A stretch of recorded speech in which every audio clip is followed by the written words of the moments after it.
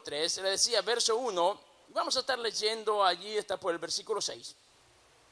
Dice la escritura de la siguiente manera: Pedro y Juan subían juntos al templo a la hora novena, la hora de la oración. Y han traído un hombre cojo de nacimiento, a quien ponían cada día a la puerta del templo, que se llamaba La Hermosa, para que pidiese limosna a los que entraban en el templo. Cuando vio a Pedro y a Juan que iban a entrar al templo, les rogaba que le diesen una limosna. Diga conmigo, les rogaba. Pedro con Juan, verso 4, fijando en él los ojos, le dijo: míranos. Entonces él les estuvo atento, esperando recibir algo de ellos. Pero dice el versículo 6, que más Pedro le dijo: no tengo plata ni oro, pero lo que tengo te doy. En el nombre de Jesucristo de Nazaret, levántate y anda. Tomándole por la mano derecha, le levantó. Y al momento se le fueron afirmados los pies y los tobillos. Y saltando se puso en pie y anduvo. Y entró con ellos en el templo, andando y saltando y alabando a Dios. Y todo el pueblo que le vio andar y alabar a Dios, dice la escritura, que le reconocían que era el que se sentaba a pedir limosna a la puerta del templo, La Hermosa. Y se llenaron de asombro y espanto por lo que había sucedido. Créame, los milagros de Dios despertarán en aquellos incrédulos asombro y espanto. Y los milagros son para hoy, no para ayer solamente. Diga conmigo, los milagros son para hoy. ¿Sabe por qué?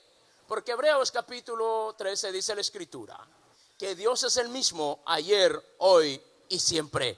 Y si Él es el mismo, los milagros son para hoy. Y así como Él hizo milagros ayer, hace milagros hoy. Y si usted lo cree, yo quiero que usted diga gloria a Dios. Aleluya. Hemos leído un pasaje maravilloso de la escritura y yo quiero que usted piense, después de haber leído este pasaje, ¿cuál es la necesidad más grande de su vida? Ese es el tema bajo el cual quiero enfocarme esta noche. ¿Cuál es la necesidad más grande de su vida?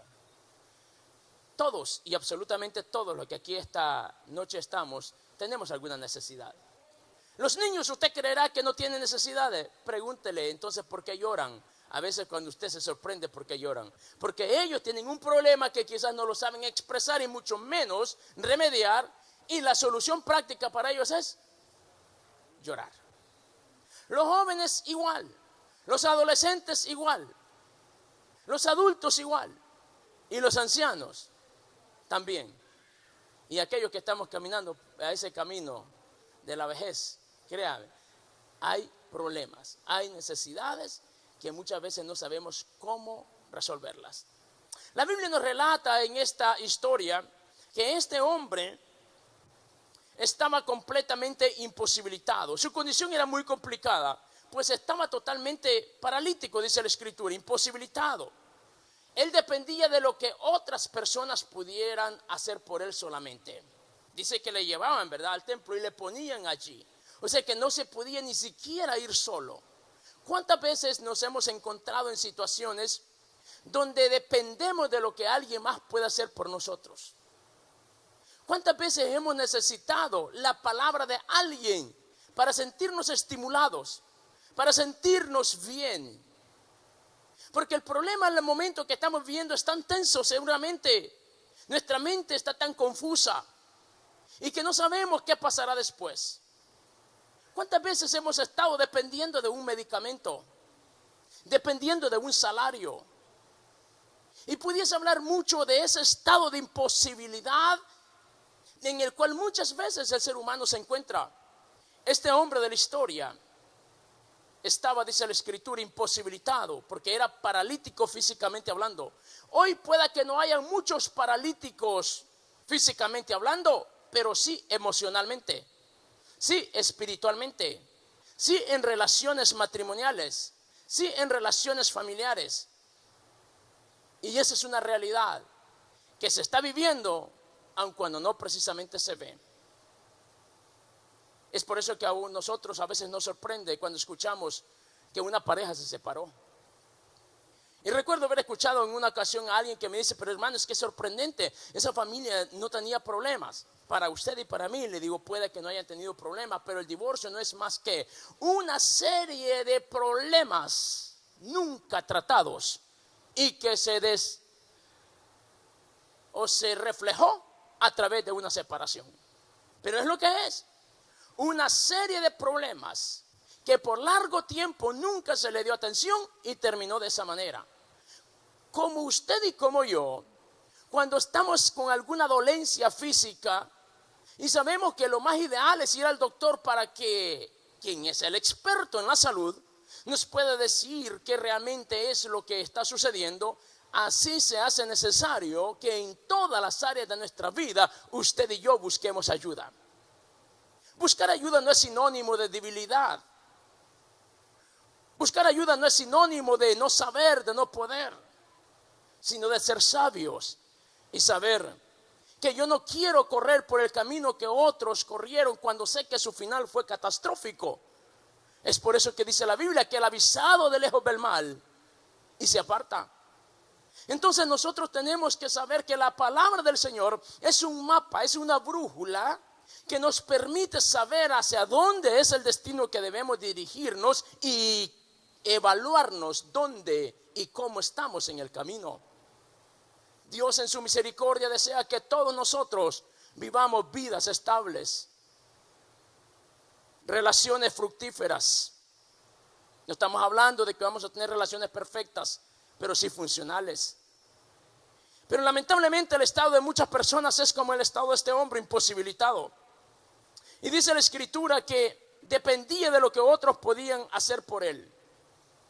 Independientemente de cuál sea su situación hoy por hoy, yo quiero que usted sepa y que pueda estar seguro de que su problema tiene solución si usted viene a aquel que le puede dar solución. Porque muchas veces nosotros buscamos la solución a nuestros problemas refugiándonos en cosas que lejos de sacarnos del problema nos están hundiendo más. Nos refugiamos en nuestros propios conceptos. Nos refugiamos en el consejo de un amigo. Y otros, peor, son un tanto almáticos que se refugian en la música. Y recuerdo hace algunos años, varios años por supuesto, haber escuchado a un artista de la farándula secular hablar acerca de la música en una entrevista. Y me llamó mucho la atención cuando habló acerca de la música. ¿Qué era la música? Esta persona dijo, la música es como una válvula de escape para liberar la presión en la cual la sociedad está viviendo. Y me quedé pensando, y todavía cuando pienso en eso, pienso en esa expresión, una válvula de escape, pero nunca la solución.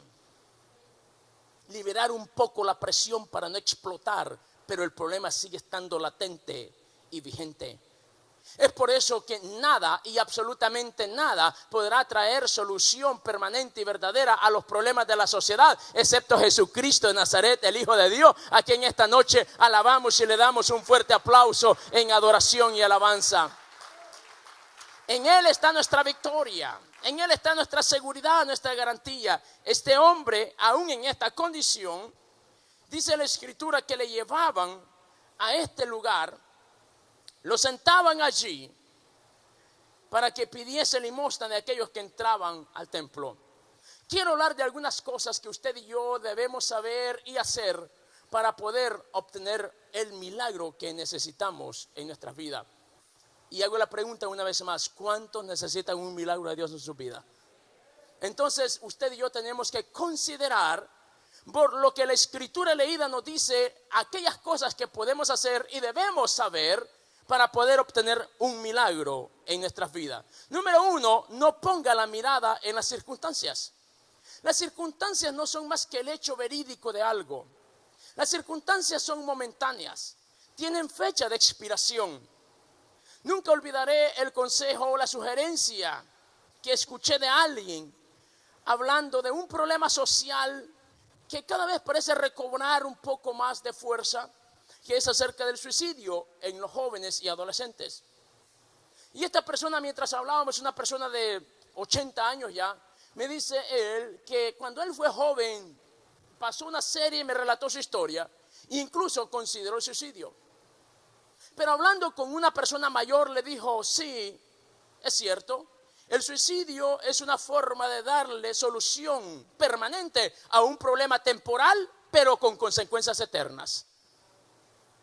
Él dice, no lo entendí de momento y me quedé así como tú te me quedaste fijando, porque él se dio cuenta que yo no lo había comprendido. Y me lo repitió y me dijo, el suicidio es darle la solución permanente a un problema temporal, pero con consecuencias eternas.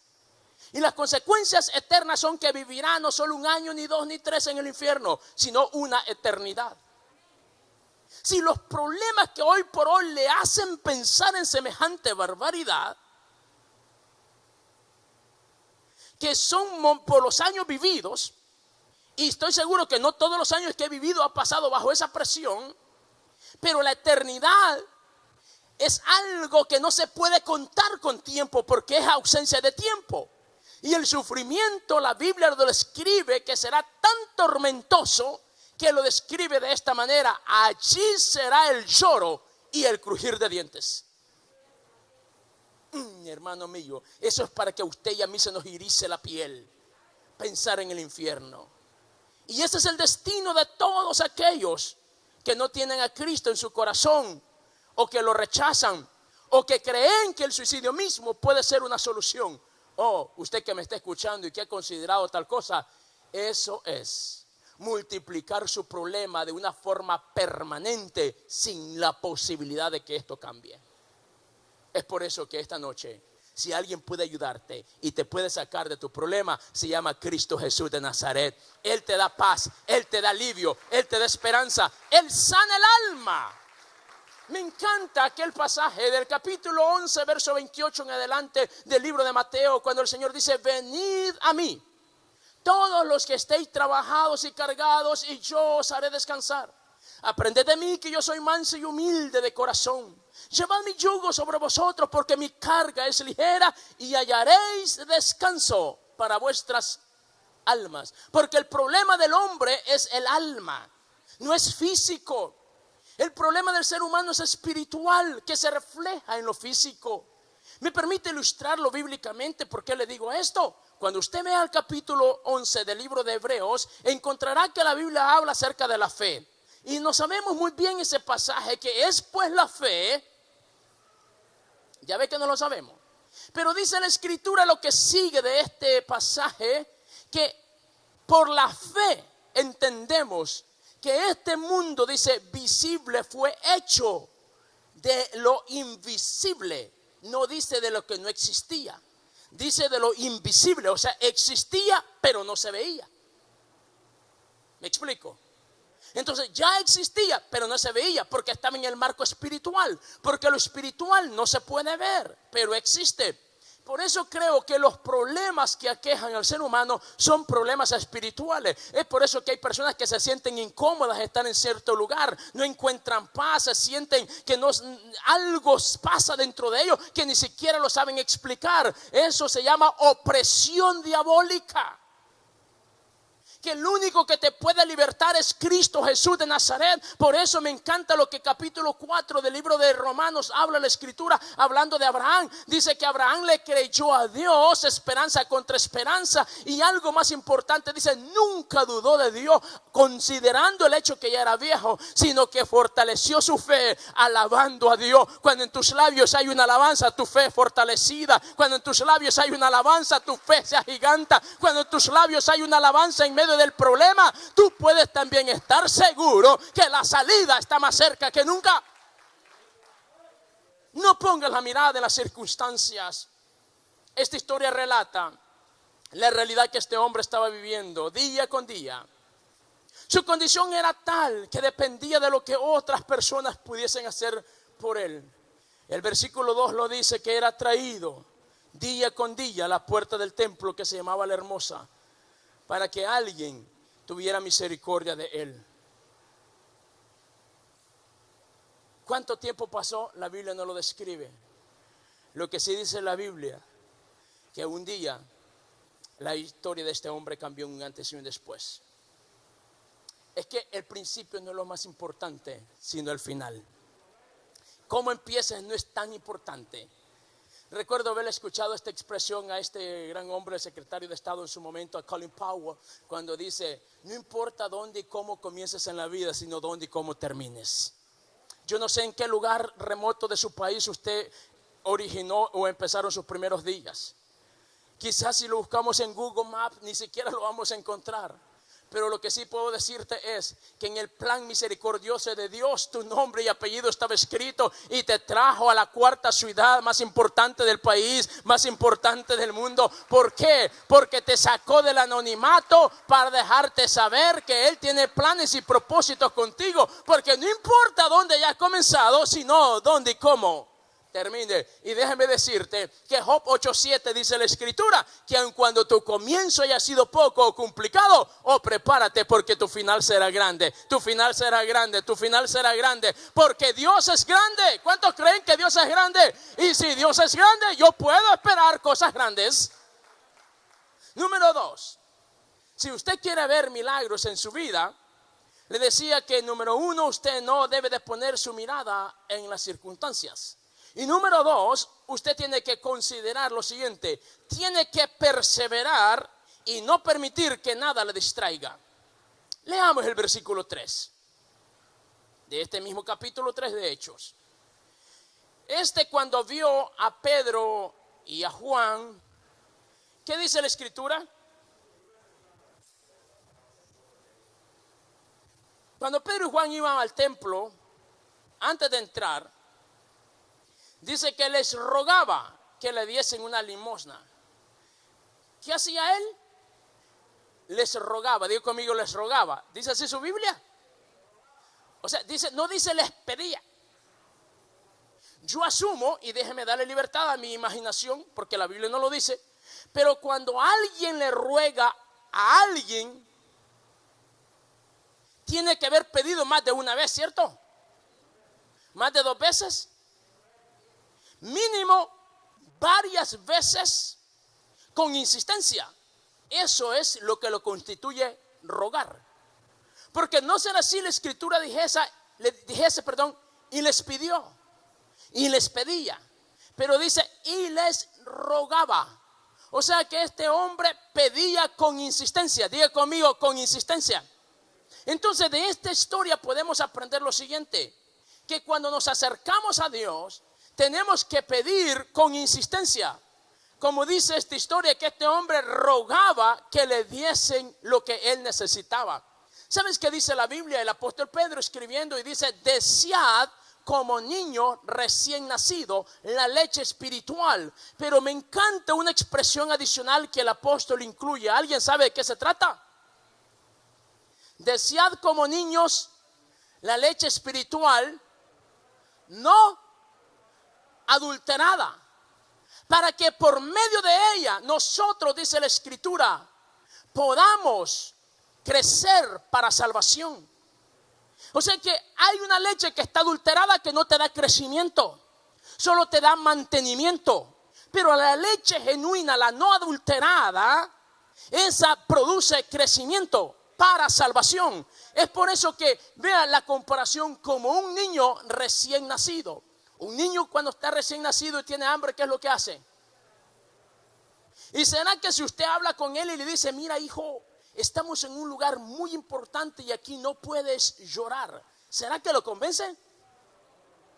Pero será que si usted le da el juguete preferido de él o de ella y lo carga de la forma que usted sabe que a él le encanta para dormirse, ¿será que eso también lo convence? ¿Qué entonces pudiera hacer usted para que él se calme o ella se calme y deje de llorar? Darle lo que él desea, lo que él necesita. La pregunta obligada es: ¿cuándo fue la última vez que usted y yo nos comportamos de esa manera cuando de buscar la presencia de Dios se trata? Porque la Biblia dice: desead como niños. Esto es para usted y para mí, para la iglesia del Señor. Nunca olvide el tiempo en el cual estamos viviendo en la historia. Por eso a mí me da escalofríos cuando leo aquel pasaje de Mateo capítulo 24, versículos 23, 24 y 25, sobre todo lo que el verso 25 habla y dice que aún los escogidos serán engañados por las señales que otros serán capaces de hacer, pero el Señor dice, no soy yo en ellos. La pregunta es cómo podemos nosotros saber si son de Él o no. Si dice que en su nombre lo harán, pero dice aún hasta sus escogidos, porque se levantarán falsos cristos, falsos profetas, y harán grandes señales y prodigios, de tal manera que engañarán, y si fuere posible, aún a los escogidos. ¿Te das cuenta por qué entonces es importante desear como niños recién nacidos la leche espiritual? Esto no es opción. Hay que entender el momento en la historia en el cual estamos viviendo, y el crecer espiritualmente es una necesidad. Diga conmigo, necesidad. Entonces, si queremos ver el milagro, de regreso al punto, vean lo que pasa acá. Este hombre dice que les rogaba. Cuando nosotros tengamos esa actitud para pedirle a Dios, rogar a Dios por lo que estamos necesitando, mire lo primero que va a suceder acá. Sigamos leyendo, estamos leyendo el versículo 3 de Hechos 3. Dice que cuando vio a Pedro y a Juan que iban a entrar al templo, les rogaba que le diesen limosna. Pero ¿qué pasó con Pedro y Juan mientras él les rogaba? Provocó con su actitud que ellos fijaran los ojos en él. Y de eso se trata. ¿Alguien recuerda la historia del capítulo 10 del libro de Marcos, de aquel hombre llamado Bartimeo? Cuando dice la escritura que Jesús estaba pasando por allí, él clamaba y decía: Jesús, hijo de David, ten misericordia de mí. Y la gente le callaba, pero él, lejos de callarse, alzaba aún más fuerte la voz y decía: Jesús, hijo de David, ten misericordia de mí.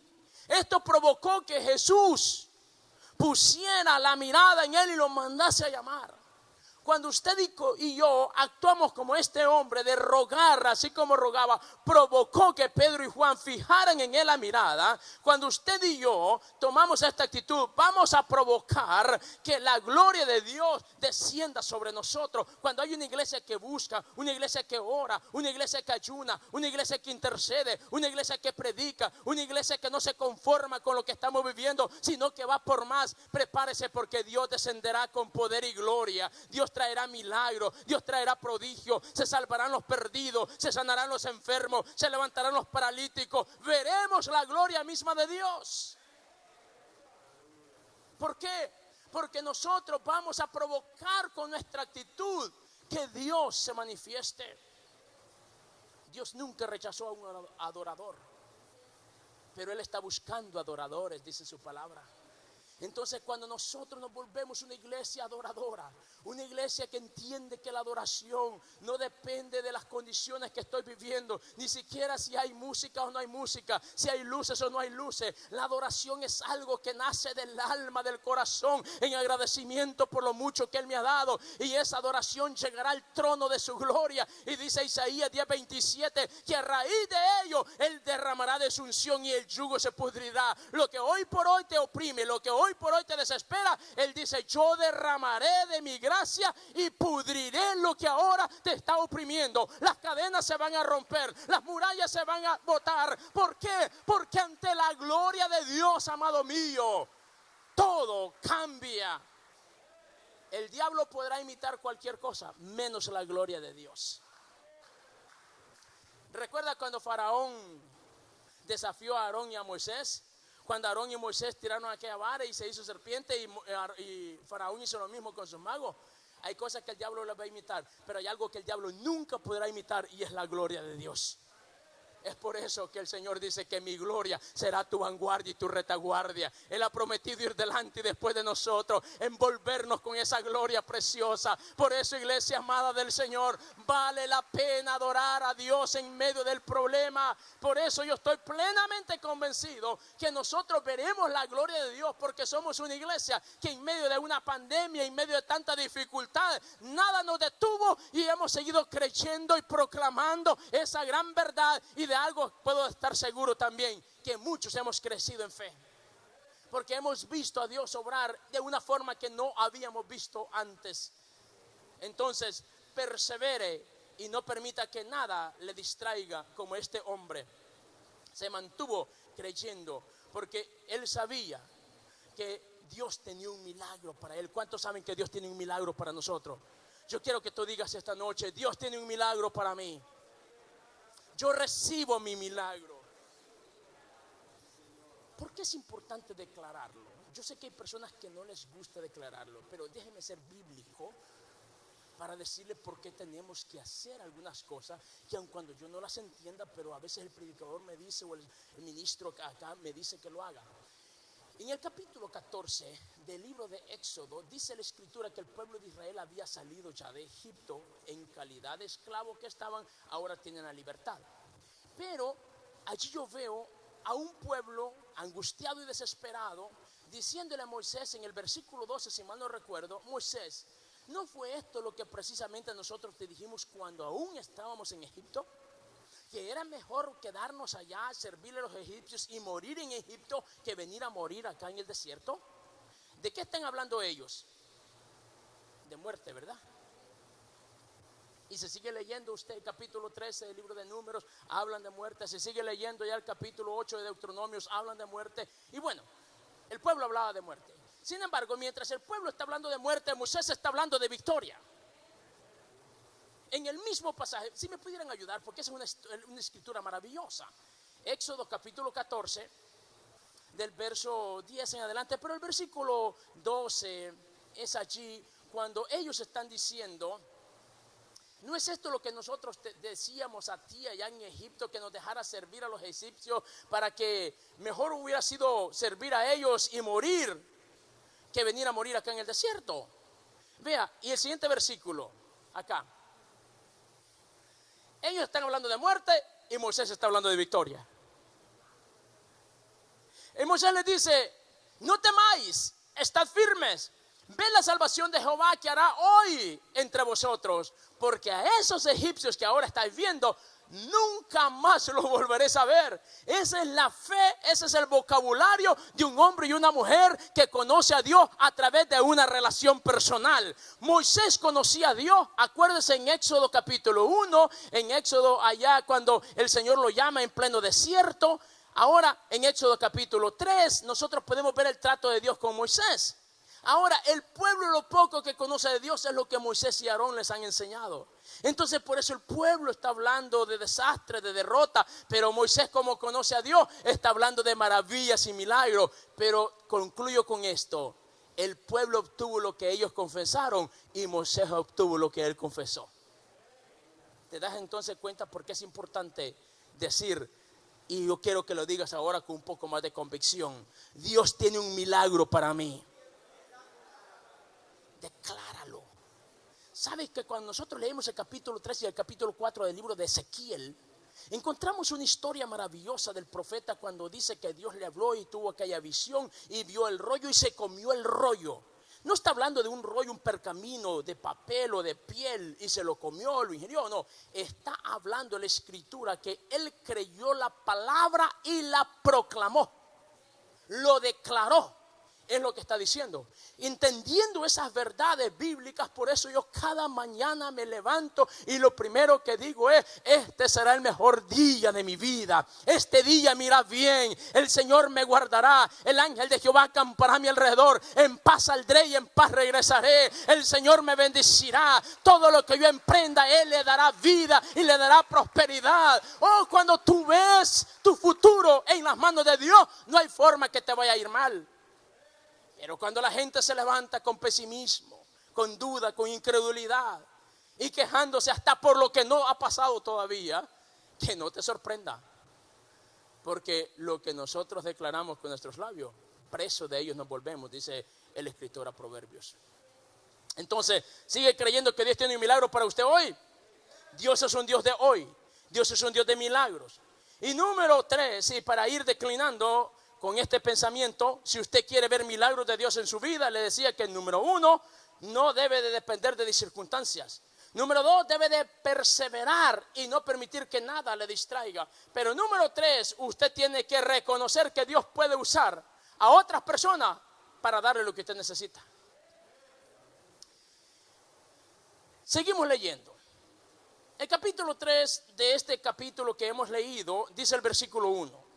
Subían a la hora novena, ¿quién? Pedro y Juan. Ellos iban a orar.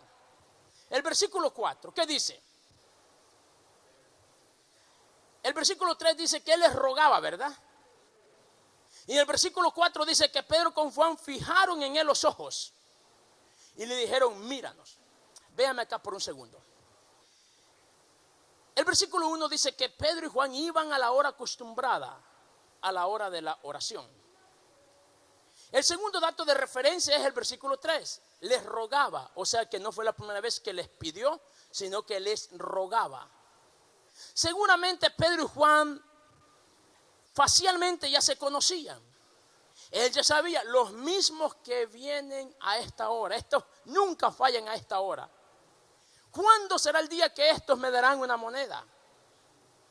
Porque dice que no le dieron. Yo asumo que no era la primera vez que le habían negado darle algo. El punto es esto, que este hombre pudo haber pensado, ¿para qué le voy a pedir si siempre me dicen no? ¿Para qué voy a insistir si siempre es la misma historia? Nunca subestimes a nadie. Pueda que la gente te haya tratado mal. Pueda que no estés dispuesto a seguir creyendo en la gente basado en las experiencias del pasado. Pero el mensaje de Dios para ti y para mí esta noche es: nunca dejes de creer en la gente a pesar de las experiencias del pasado.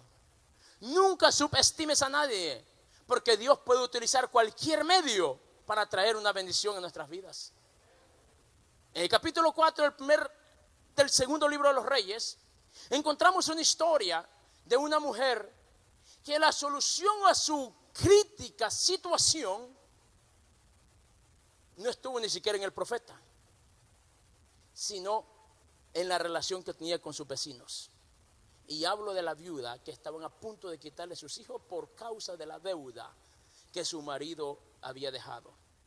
Esta mujer fue al profeta en su grave necesidad. Imagínense, su marido ha muerto y ahora están a punto de quitarle 2 de sus hijos. Yo no puedo imaginar cómo se sentía el corazón de esta mujer. Y va al profeta y el profeta le dice: pero mira, ¿qué tenés en casa? Pues por eso vengo, porque no tengo nada. Pero de pronto esta mujer dice: bueno, Señor, la verdad, mi situación es crítica, que lo único que tengo ahí es un poquito de aceite en una vasija. Entonces el profeta le dice: ve con todos tus vecinos y busca vasijas prestadas, pero le da una referencia que hay que prestarle atención y le dice: asegúrate que no sean pocas. Le pregunto, si esta mujer no hubiese tenido una buena relación con sus vecinos, ¿usted cree que hubiese conseguido vasijas prestadas? Entonces el milagro de Dios para esta mujer, ¿dónde estaba? ¿En el profeta? Mira el medio que Dios está utilizando: sus vecinos. La pregunta obligada es: ¿cómo está nuestra relación con nuestros vecinos? Digo esto porque yo sé que es una realidad. Muchos de los que aquí estamos ni siquiera sabemos cómo se llama el vecino de la derecha y el vecino de la izquierda. O sea, lo cual implica que nos podemos estar perdiendo de grandes bendiciones.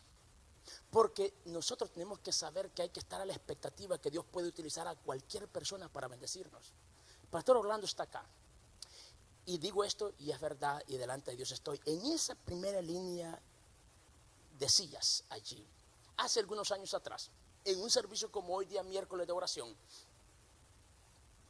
yo le digo al pastor Orlando, mientras mi pastor estaba predicando y nos llamó al momento de la oración: necesito que ores por mí. ¿Por qué quieres que ore? Me dice él. Necesito, le digo, $10,000 para hacer un negocio para mañana. Y él solo me volteó a ver y se rió. Él pensó que era una broma la que yo estaba diciendo. Así lo intuyó él. Yo no sé si él oró o no, eso yo no sé. Lo que sí sé es que después de que el servicio terminó, antes que yo saliera de este templo, yo salí con un cheque de $10,000. Había un hermano que estaba sentado en la parte de atrás. Omito el nombre de él, él ya no está con nosotros en la iglesia, se movió para otro estado, vive en otra ciudad. Y él siempre me saludaba. Y me saludó ese día y contento, nos saludamos, nos dimos un abrazo y me dice, ¿cómo estás? Me dice, él me decía, me trataba de tú. ¿Cómo estás, hermano? Bien, bien, gracias. ¿Y usted qué tal? Bien. Aquí me dice un poquito preocupado porque ya me habló de algo que él iba a hacer y que tenía un dinero disponible para esto, pero que no lo había podido hacer. Y así es que si te sirve a ti, me dice, ahí está. Y yo no seguí hablando con él, sino que llamé a Orlando. ¿Te acuerdas, pastor Orlando? Lo llamé a él y le dije, ven acá, escucha lo que él está diciendo. Y él se sorprendió porque, claro, él no sabía nada tampoco. Y entonces, ¿qué pasa? Dijo él. Es que, mira, déjale explico. Antes que nuestro pastor nos llamara a orar, él me preguntó a mí si necesitaba que orara por algo. Y yo le dije sí. Y le dije que necesitaba que orara por mí porque necesitaba $10,000. Y entonces sacó la chequera y hizo el cheque de $10,000. Y yo le dije, no, un momento, le digo, necesitamos firmar algún documento. Le digo, yo no necesito documento, ya te conozco a ti, ya sé quién sos. Mire, yo me quedé sorprendido de esos pequeños detalles que Dios tiene para con nosotros, para demostrarnos que cuando a Él se le pide hay que creerle y hay que saber de que Él es fiel. No me lo han contado, lo he vivido. Por eso le digo, nunca subestime a nadie. Nunca deje de creer en la gente, aun cuando le hayan herido, aun cuando le hayan fallado. Dice la historia que aquel maestro quiso darle una lección a sus alumnos, los reunió en el salón de clase y puso un alacrán en una cubeta cristalina llena con agua. Y soltó el alacrán dentro de esta. Claro, él no podía salir. Y estaba batallando y tratando, a punto de ahogarse. Entonces él metió la mano para sacarlo y cuando él trata de agarrarlo, ¿qué cree que pasó? Entonces lo suelta. Y el alacrán otra vez entonces pone la otra mano. ¿Y qué cree que pasó cuando él trató de sacarlo? Lo volvió a picar. Entonces cuando los alumnos ven que él va a meter la otra mano, le dice, maestro, pero que usted está loco, ¿o qué? ¿No ve que cada vez que trata de salvarlo, lo está dañando? Entonces el maestro agarra una hoja de una planta artificial que tenía en una de las esquinas del salón de clase, corta la hoja y pone la hoja bajo el alacrán y lo saca y lo pone. Enseñanza práctica, le dice. Cuando se trata de ayudar a alguien, no precisamente tenemos que hacerlo de la misma manera como lo hemos hecho en el pasado y nos han herido.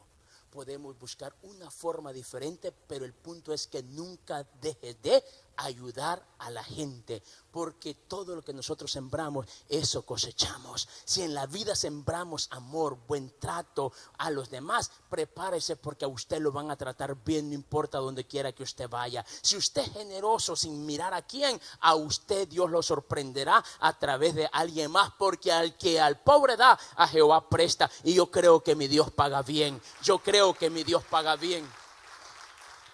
Nunca subestimes a nadie.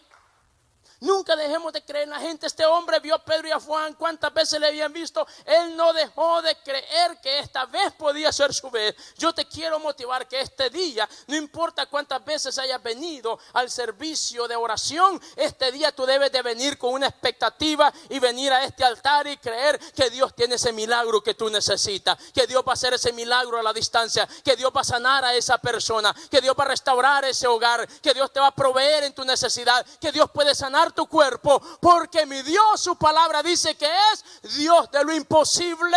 Y yo creo que esta noche el Dios de lo imposible va a hacer que lo imposible se vuelva posible. Y si usted lo cree, yo quiero que le dé un aplauso fuerte y se ponga sobre sus pies esta noche. Le doy una cuarta más. Aparte de lo primero que les decía era que las circunstancias son momentáneas y que nosotros no debemos de poner la mirada en ellas y que debemos de perseverar y no permitir que nada nos distraiga y reconocer que Dios puede utilizar a una persona o a esa persona que usted menos pensó para bendecirle. Dios lo puede hacer. Nunca subestime a nadie. Y un cuarto consejo es: hay que estar atentos, expectando recibir algo de Dios siempre. ¿Cuándo? Siempre. Lo repito, hay que estar atentos, expectando recibir algo de Dios siempre. Esto implica que hay que estar sintonizados con Dios y su palabra. Pero debo decir una verdad también. Yo sé que esto es duro, pero debo decirlo.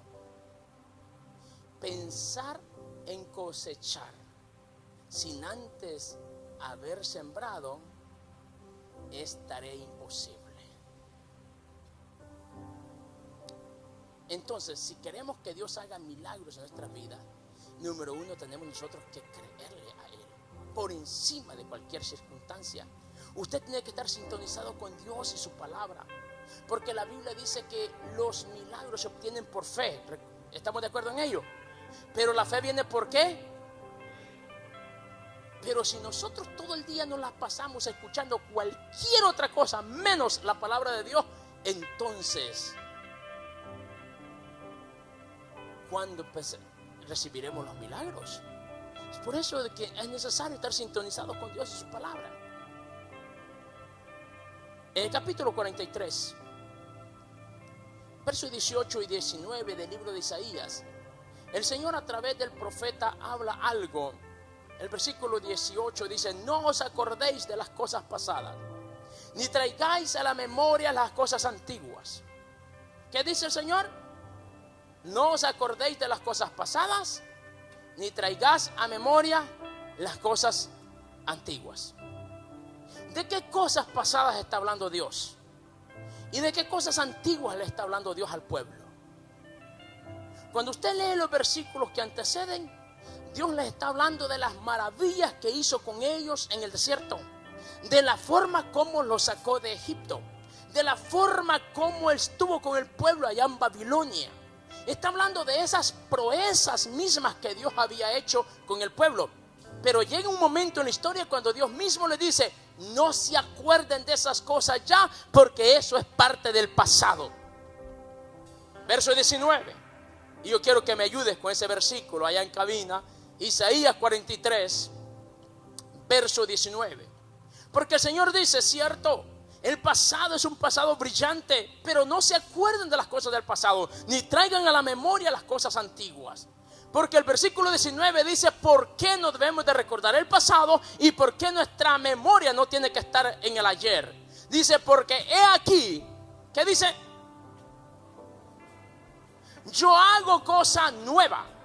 ¿Cuántos están esperando algo nuevo de Dios? Lo nuevo de Dios no se puede recibir pensando en el pasado. Lo nuevo de Dios no se puede recibir con la mente en el ayer. Dice: he aquí yo, ¿cómo dice? Piensa en ese término. No dice haré. Dice, y hago es presente. Y si usted tiene la mente en el pasado, ¿cuándo entonces estará preparado con el milagro que Dios tiene para usted hoy? Por eso el Señor le dice: aquí yo hago cosa nueva. Y luego dice: pronto saldrá a luz. Yo estoy creyendo que yo veré milagros de Dios, y pronto la gente hablará de las maravillas que Dios hará en ellos. Porque el Señor dice: y conoceréis que yo soy Dios, y otra vez yo abriré camino en el desierto. Oh, si Él abrió el mar, Él lo abrirá en tu favor también, porque Él es el mismo. ¿Cuándo lo va a hacer? Dice: hoy, ahora, presente. Entonces tenemos que estar a la expectativa de lo que Dios va a hacer hoy. Entonces hay que estar atentos y expectando algo nuevo de Dios siempre. Hoy es un día para creerle a Dios y esperar algo. Mañana Dios nos da la oportunidad de estar en pie. Expecta también lo mejor de Dios. Y si usted expecta algo bueno de Dios este día, yo quiero invitarlo a que venga a este altar Y vamos a orar por unos minutos más, ya que tenemos el tiempo para hacerlo.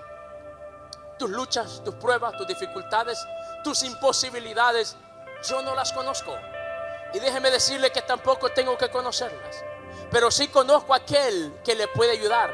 Conozco a aquel que le puede resolver ese problema. Conozco a quien tiene el poder para hacer el milagro que usted necesita.